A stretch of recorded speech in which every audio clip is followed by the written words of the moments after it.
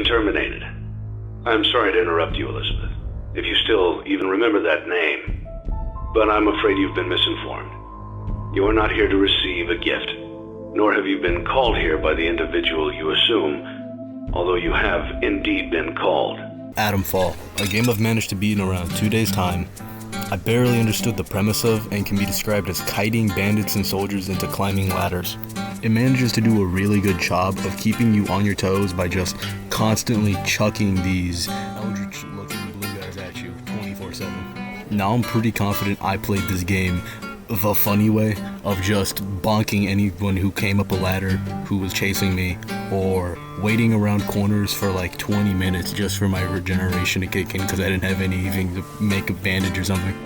And for the life of me, I keep drawing parallels to basically every Fallout game I've ever played, from fighting 8'5", 9'10", Yao Ming looking robots that just tower over you and obliterate you, to basically just the minor small details like these Thrall looking guys that are just hazmat suit controlled junkies. And what I think highlights this most, more than anything, is how every single storyline besides the telephone operator can be completed by just instantly killing them.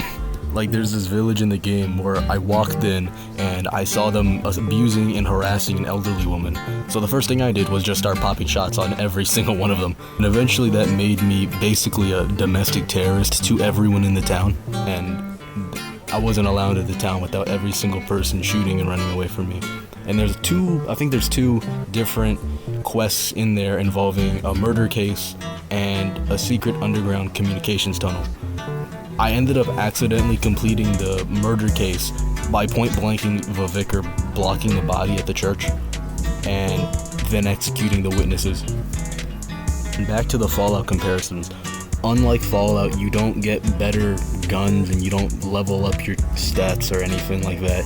You basically just get slightly more polished versions of a gun and find training stimulants around the wasteland, I guess you can call it, to basically act like skill points.